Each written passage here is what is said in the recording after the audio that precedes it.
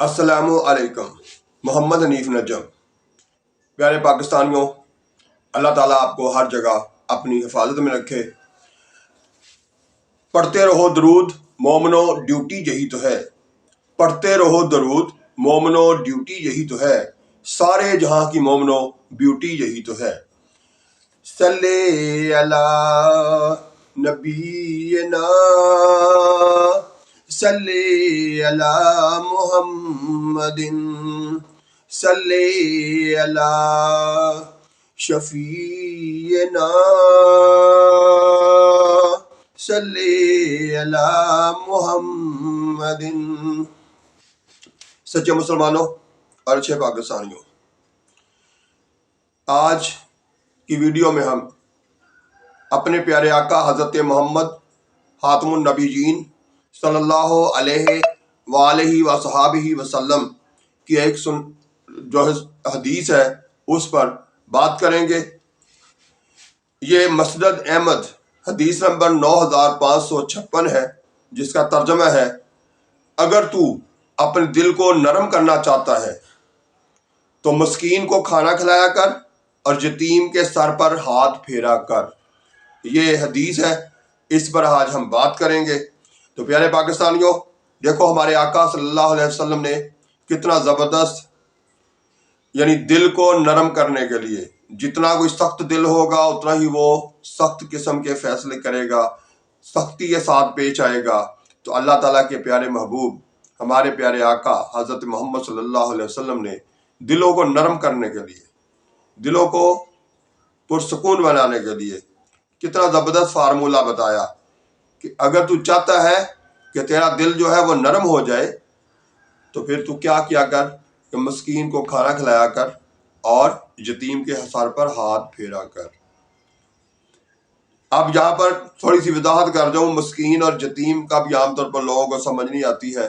تو وہ یہ ہے کہ مسکین کہا جاتا ہے اس کو جس کے ماں باپ دونوں نہ ہوں، اور جو یتیم ہے وہ ماں یا باپ دونوں میں سے ایک نہ ہو تو اس صورت میں وہ یتیم کہلائے گا، اور جب دونوں نہیں ہوں گے، یعنی نہ ماما ہو نہ پاپا ہو، تو اس بچے کو مسکین کہا جائے گا۔ تو اب اس میں ہمارے لیے کتنا بڑا سبق ہے کہ اللہ تعالیٰ کے نبی حضرت محمد صلی اللہ علیہ وسلم فرماتے ہیں کہ دل کو نرم کرنا چاہتے ہو نا، اگر اپنے اندر نرمی پیدا کرنا چاہتے ہو تو پھر کیا کرو؟ دوسروں کے ساتھ اچھا سلوک کرو۔ کیا ہم یہ سارا کچھ کرتے ہیں؟ بلکہ ہم تو اب ان لوگوں میں سے ہو گئے کہ جس کے کوئی والی وارث نہ ہو، ہم اس کا مال کھا جاتے ہیں، چھین لیتے ہیں۔ لیکن یہ کیا ہے؟ یہ نقصان دہ ہے، دنیا میں بھی اور آخرت میں بھی۔ چھینا ہوا مال کتنا کب تک کھاؤ گے؟ لیکن اگر آپ الٹا اس پر خرچ کرتے ہو تو اس پر دیکھو اللہ تعالیٰ کتنا بڑا صلہ دے رہا ہے۔ جب دل نرم ہو جائیں گے، دلوں کے اندر سختی ختم ہو جائے گی، تو پھر کیا ہوگا؟ آپ کو اپنے رب کا خوف جو ہے، ڈر جو ہے وہ پیدا ہو جائے گا، اور جب ڈر اور خوف پیدا ہو جائے گا تو پھر آپ ایک اچھے مسلمان بنتے ہوئے اللہ تعالیٰ کو حقیقتاً طاقتور ماننا شروع کر دو گے۔ بھی آپ کے نام ماننے سے فرق تو نہیں پڑتا، اللہ تعالیٰ تو ہے ہی طاقتور، لیکن اگر آپ ماننا شروع کر دو گے، آپ اس کی طاقت کو تسلیم کر لو گے اور اس کے سامنے عاجز بن جاؤ گے، اس کی عبادت شروع کر دو گے، اس کا کہنا ماننا شروع کر دو گے، تو پھر کیا ہوگا؟ دنیا میں بھی آسانیاں آئیں گی اور آخرت میں بھی اللہ تعالیٰ جنت میں جگہ دے گا، اپنے عرش کے سائے کے نیچے جگہ دے گا۔ تو کیا ہمیں اس کا حصول نہیں کرنا چاہیے؟ ہمیں وہ حاصل کرنے کی کوشش نہیں کرنی چاہیے؟ حالانکہ زندگی میں پیدا ہونے کا، دنیا پہ آنے کا ایک مقصد ہے، وہ مقصد ہی صرف ایک ہی ہے کہ ہم اپنے رب کو خوش کر لیں، اپنے مالک کو راضی کر لیں۔ ہمارا زندگی کا مقصد ہی یہی ہے۔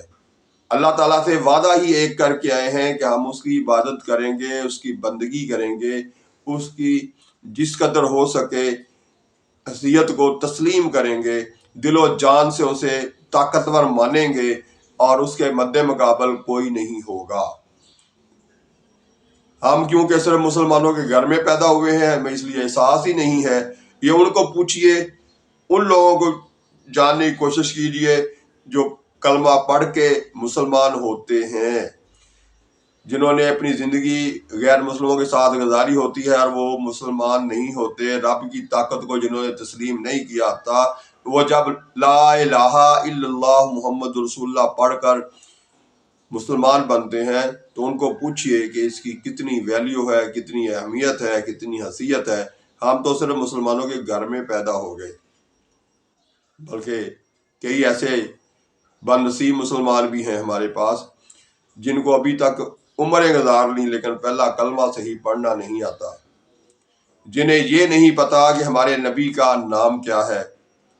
ان مسلمانوں سے کیا وہ مسلمان بہتر نہیں ہیں جو اب کلمہ پڑھ کے زندگی اپنی آدھی سے زیادہ جو ہے وہ ضائع کر کے لیکن اب وہ مسلمان ہوئے ہیں اور وہ اللہ تعالیٰ سے ڈرتے ہیں، اللہ تعالیٰ کا خوف رکھتے ہیں، اللہ تعالیٰ کی طاقت کو تسلیم کرتے ہیں، لیکن ہمارے اندر یہ خوف نہیں، یہ ڈر نہیں، اور نہ ہی اپنے رب کی طاقت کو تسلیم کرتے ہیں۔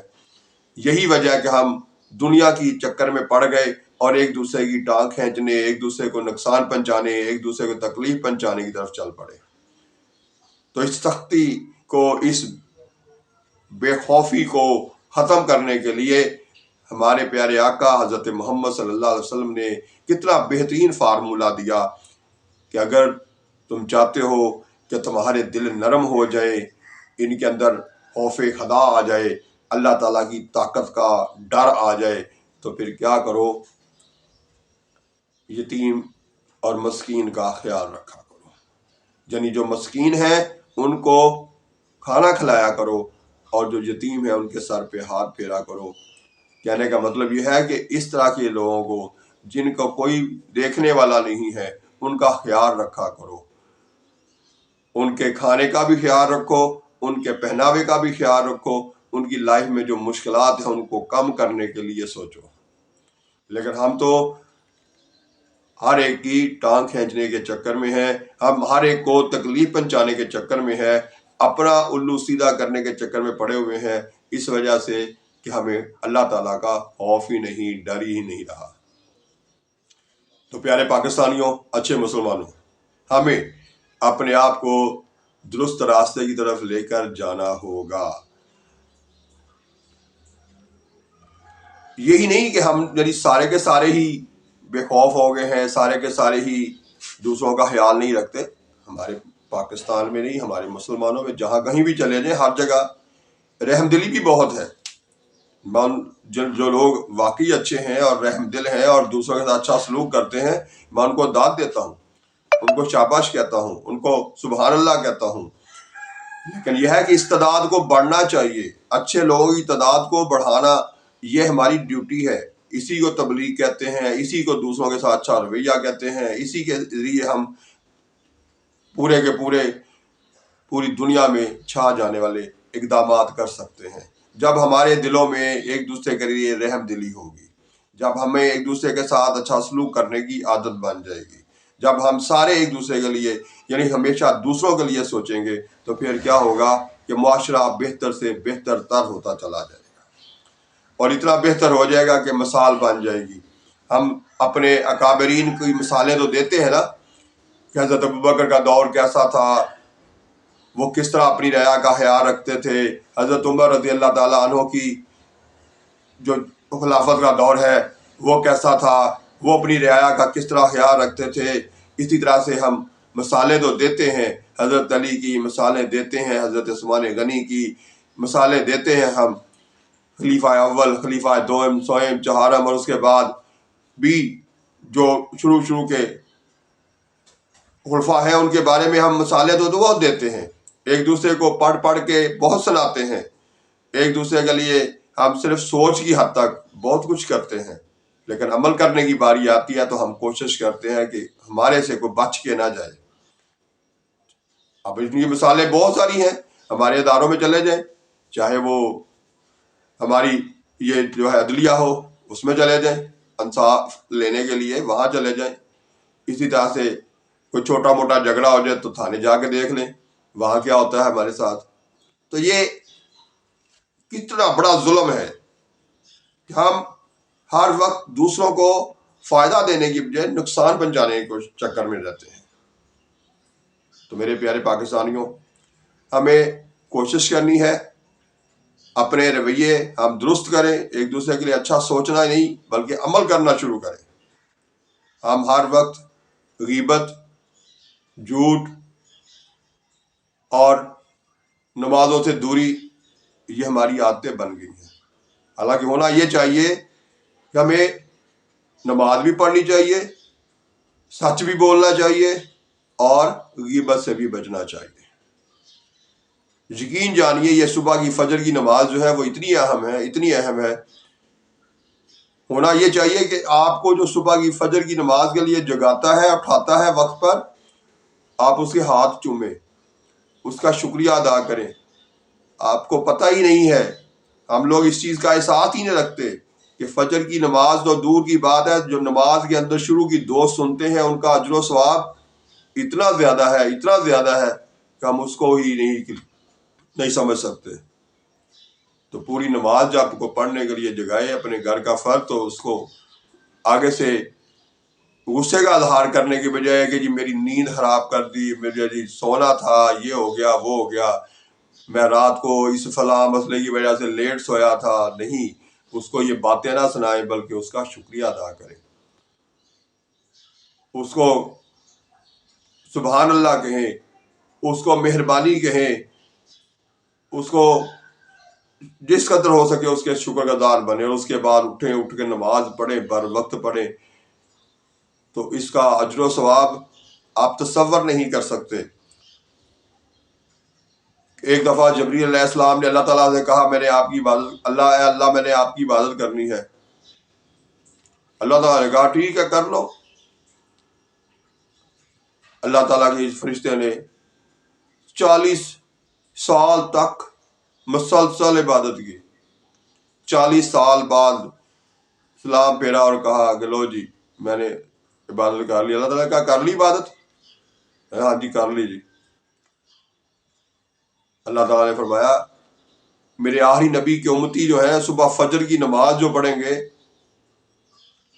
تمہاری اس عبادت سے اس کا زیادہ ثواب ہوگا. وہ 4 رکعتیں نماز پڑھیں گے اور وہ تیری یہ 40 سال کی عبادت سے زیادہ اہم ہوگی، اس کا زیادہ جو ثواب ہوگا. اب آپ خود سوچ لیجئے، ہمیں خود سوچنا چاہیے کہ ہم کتنے بجے صبح اٹھتے ہیں اور کتنی پابندی سے نماز فجر ادا کرتے ہیں. پھر سارا دن جھوٹ بولتے ہیں اور پھر دعا مانگتے ہیں اللہ تعالیٰ سے. جب تو اللہ تعالیٰ کہتے ہیں ٹھیک ہے تم تو سارا دن جھوٹ بولتے رہو، میں تمہاری دعا کو ہی سنوں. لیکن ہم غور نہیں کرتے، صرف یہ کہتے ہیں دیکھو جی ہم نے دعا مانگی تو دعا نہیں پوری ہوئی. یہ نہیں سوچتے ہیں کہ دعا جو ہم مانگنے سے پہلے جو کہا گیا ہے کہ اپنے آپ کو سچا بناؤ، جھوٹ بولنے سے باز آؤ، تو اس پر ہم نے سوچا، غور کیا؟ سارا دن دوسروں کی غیبت، دوسروں کے خلاف باتیں کرتے ہیں اور پھر اس کے بعد کہتے ہیں جی ہماری دعا قبول نہیں ہوتی. جبکہ ادھر وہ اللہ تعالیٰ کیا کہہ رہے ہیں کہ جو غیبت کرتا ہے وہ اپنے مسلمان بھائی کا، مردہ بھائی کا گوشت کھاتا ہے. اب سارا دن ہم اپنے بھائی کا جو دنیا سے جا چکا ہے، مر چکا ہے، اس کا گوشت کھائیں اور اس کے بعد اس گندے منہ کے ساتھ یہ دعا کریں کہ یا اللہ میرے اوپر رحم کر دے، یا اللہ میرے ملک پر رحم کر دے، یا اللہ میرے سارے ملک کو خوشیاں دے دے. دعا ہم یہ کر رہے ہیں اور عملی کردار کچھ اور کر رہے ہیں. تو میرے پیارے پاکستانیوں، ہم سب نے اپنے اپنے آپ کو خود دیکھنا ہے. ہم سب کچھ جانتے ہیں، ہمیں یہ ساری معلومات ہیں. میں تو صرف آپ کو یاد دلا رہا ہوں، یہ نہیں کہ آپ کو پتہ نہیں ہے، مجھے آپ سے کوئی زیادہ پتہ ہے، نہیں، میں کوئی عالم دین نہیں ہوں، کوئی صوفی نہیں ہوں، میں کچھ بھی نہیں ہوں. صرف میں آپ کو یاد دلا رہا ہوں، اپنے آپ کو یاد دلا رہا ہوں کہ ہمیں کرنا کیا چاہیے تھا، ہم کر کیا رہے ہیں. اگر میری یہ باتیں آپ کو اچھی لگتی ہیں تو یہ دوسروں تک پہنچائیں. آج جدید دور ہے، آپ کو یہ نہیں ہے کہ یہ باتیں میرے سے سن کے اس کے بعد جا کے لوگوں کو بتانی ہے، صرف اور صرف اپنے موبائل سے ایک ایک کلک کرنا ہے، شیئر کر دینا ہے، اور اس کے بعد یہ بات آپ کی جو آپ کو پسند آئی ہے یہ دوسروں تک بھی پہنچ جائے گی، اور ان میں سے کوئی عمل کر لے گا تو اس کا جو ثواب آپ کو گھر بیٹھے اسی موبائل کے ذریعے آپ کو مل جائے گا، جس پر آپ واٹس ایپ چلا چلا کے، فیس بک پہ سارا دن اوٹ پٹانگ چلا چلا کے، اور اوٹ پٹانگ ہی ٹک ٹاک بنا بنا کے وقت ضائع کرتے ہیں، اسی پر سے آپ کو یہ نقصان جو ہو رہا تھا غلط کام کر کے، اس سے الٹا فائدہ ہونا شروع ہو جائے گا۔ تو میرے پاکستانیوں، اللہ تعالیٰ ہر جگہ آپ کو کامیابیاں دے، ہر جگہ آپ غور کرنے والے بن جائیں، ہم سب آپس میں ایک دوسرے کے لیے اچھا سوچنے والے بن جائیں، اور سوچنے کے بعد عمل کرنے والے بن جائیں۔ اللہ حافظ۔ پاکستان زندہ باد۔